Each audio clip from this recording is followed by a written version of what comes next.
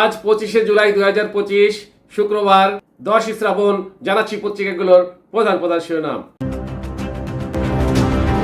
সর্বপ্রথম জয় জয় দিন main heading করেছে থানার ভিতরে ঢুকে এসআইকে ছুরি মেরে পালালো দুর্বৃত্ত। এরপরে ইত্তেফাকের মেইন হেডিং ভারতের শত শত মুসলমানকে জোর করে বাংলাদেশে পাঠানো হচ্ছে হিউম্যান রাইটস ওয়াচ। নেক্সট প্রথম আলোর মেইন হেডিং দগ্ধ যমজ সাইমার ভয় লাগে বাড়ি ফিরতে চায়। এরপর যুগান্তরের মেইন হেডিং গাজায় একদিনে 89 ফিলিস্তিনিকে হত্যা করলো ইসরায়েল। নেক্সট ভোরের কাগজের মেইন হেডিং জাতিসংঘ মানবাধিকার কার্যালয় স্থাপন বাংলাদেশের স্বার্থেই করা হয়েছে পররাষ্ট্র উপদেষ্টা। নেক্সট ইনক্লাবের মেইন হেডিং গাজা ইসরায়েলের গণহত্যা অব্যাহত, একদিনে নিহত আরো 89 ফিলিস্তিনি। এরপর আমাদের সময়ের মেইন হেডিং 29 জুলাই বাংলাদেশকে চূড়ান্ত শুল্ক আলোচনায় বসার আমন্ত্রণ যুক্তরাষ্ট্রের। নেক্সট কালেকণ্ঠ মেইন হেডিং উদ্যোগে ভাটা স্থবির শিল্প খাত। এরপর সমকালের main heading Dhaka Central University প্রতিষ্ঠানের অনুমোদনই হয়নি, শিক্ষার্থী ভর্তির তোড়জোড়। নেক্সট মানবজমিনের মেইন হেডিং আত্মগোপনে যেভাবে ছিলেন খায়রুল হক। এরপরে বিবিসি নিউজের মেইন হেডিং ভারতীয় এক পরিবারকে বানিয়ে দেওয়া হলো বাংলাদেশি।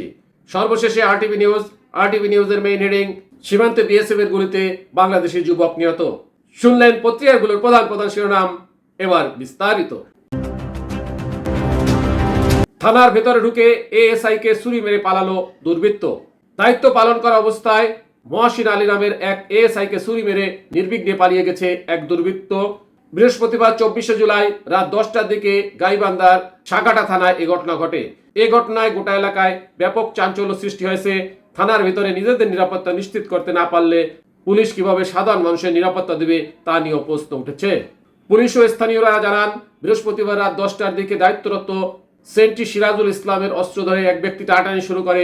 এরপর দায়িত্বরত এসআই মহসিন আলী সেই ব্যক্তিকে অস্ত্র নিতে বাধা দিলে সে ছুরিকাঘাত করে। এই সময় একটি হাতে ও একটি নখে ও একটি কপালে ছুরিকাঘাত করে সেই দুর্বৃত্ত। এ সময় পুলিশ সদস্য চিৎকার করলে থানায় পুলিশের পাশাপাশি স্থানীয় লোকজন ঘটনাস্থলে ছুটে আসে। তারা ওই দুর্বৃত্তকে ধাওয়া করলে সে দৌড়ে পাশের সাগাটা পাইলট উচ্চ বিদ্যালয় পুকুরে লাফিয়ে পড়ে পালিয়ে যায়। পুকুরটি কচুরিপাড়ায় পরিপূর্ণ হওয়ায় তাকে খুঁজে বের করা সম্ভব হয়নি। ঘটনার পর থেকেই থানার পুলিশ, ফায়ার সার্ভিস এবং স্থানীয় শত শত মানুষ হামলাকারীকে খুঁজে বের করার চেষ্টা চালিয়ে যাচ্ছে।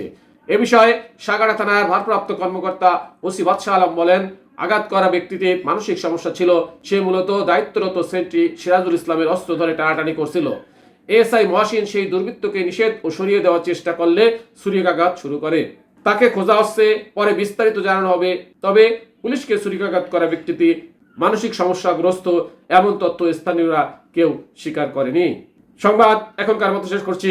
আল্লাহ হাফেজ।